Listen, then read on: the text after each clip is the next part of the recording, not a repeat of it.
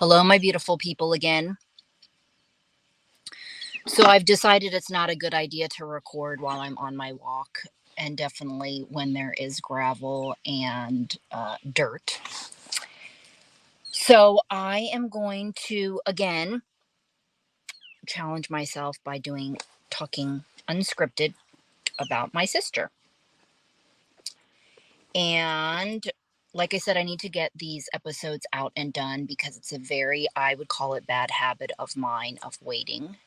And like I said, I suffer. This is part of my therapy, and not only expressing and all of that and wanting to share stories, and hopefully they help you, right? So, this is good. So, my half sister, she's going to be um, 24 in November, same dad. So, I'm going to speed you up. I think basically, like um, a lot of us, decision making. I think while she is very brilliant, very smart girl, very mature for her age, she is having a difficult time. Okay, and so uh, I need to speed you up. We're going to talk about her with her. This is the second time around she's thinking about getting married. Okay, so I'll explain a little bit more of why I want to talk about this. So ever since she was younger, she had already told me that she wasn't going to get married, the type of ideal of relationship that she wanted to have. And I was just like living together all in one place, all in one, living together with these people all in this one place, right? She said either one to two girls and a guy, right? So there'd be like three or four of them. This is like the ideal or whatever to her. But now, since she's been out there in the world and she has had a couple of relationships, right? One that didn't end up very well. And she's met a lot of people online, and she grew up gaming. She will say that is her stress relief and probably a huge part of like what saved her during her teenage years, and spending a lot of time alone and going through a lot of stuff like a lot of us do. So basically, she, in I think it was last December, so I'm speeding you up, is that as she graduated from military police in the Army, she was recommended as part of her idea. She wanted to be a canine officer. So I thought I was really going to be a part of that journey, but now she's deciding uh, probably not to do that at all. Unrelated, maybe like food service and pets and dessert making. So she's met, though, a couple of people on her path from online. Basically, she was going to, basically, I guess, get married because it would put her, station her, or whatever, to be with the person, right? So they could see each other.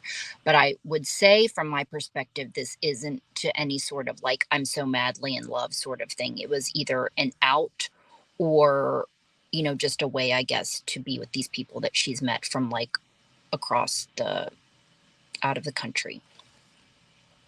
So I feel like from the two perspectives, my dad, who was always like grew up, is always like, with me, it was always like felt like it was a no, right? When he was talking. And so he's more of the pessimist, definitely negative, even though I would say he's a realist, but he's more from the negative perspective. And then she has me, who's like weighs both sides and options. So she was pretty much saying like the reason that she doesn't tell me stuff or my dad's stuff is like she knows that we're not going to agree with her decisions or approve whatever language she's using there. And I was telling her, as open as we are and everything that we've talked about, I have never come from this is my way, you should do this or whatever. It's always been, I want to help you figure it out for yourself to make the best choices that you feel like are right for you at that time, and to look ahead, look from different perspective, look outside the box. Same thing as coach and therapists. I feel like we are here to help people, like guide you, right? Guide you and not tell you what to do. I'm not going to say don't do that, don't get married, but here are the different situations. And when you're very narrow minded,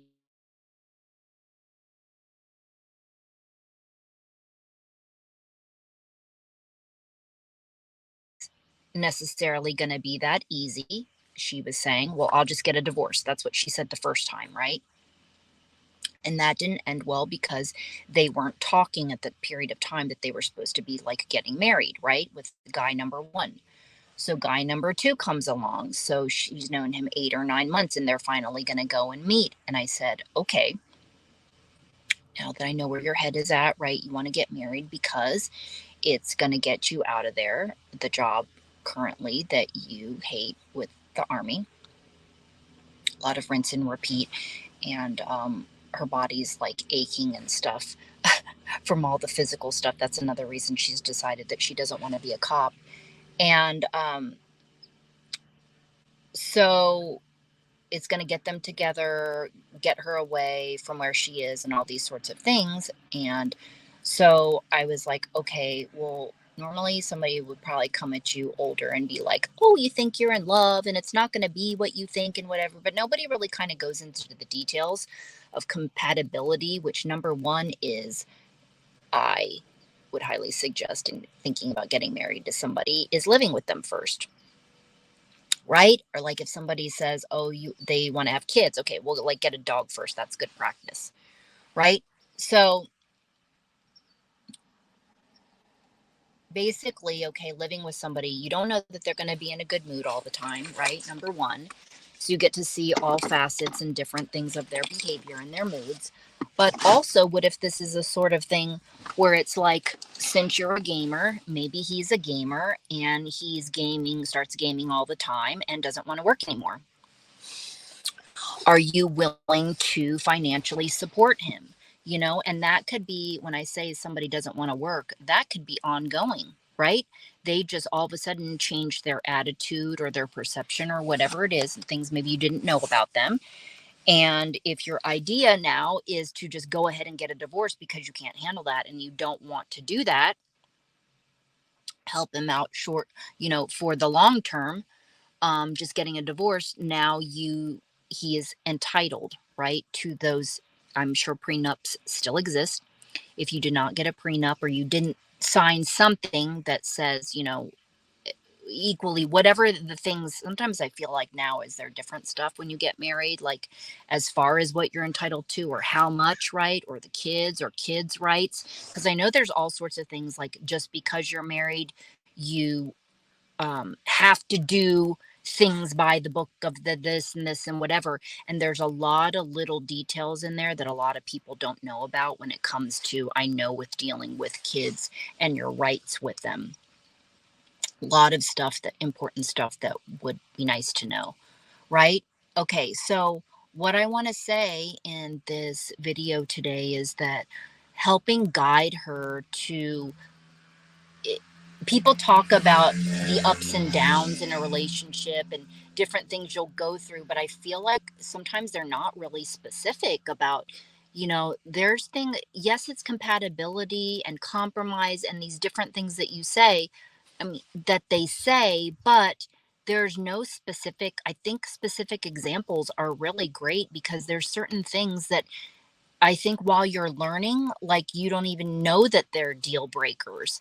And like for her, I thought I was using the word stingy, but say for instance somebody doesn't want to share the finances with you, or just certain things like that, like is that being of love to you? Like, or do you care? Does that bother you? Like some people, that kind of stuff, they might not care, but then in another area, there's another area that's really important to them.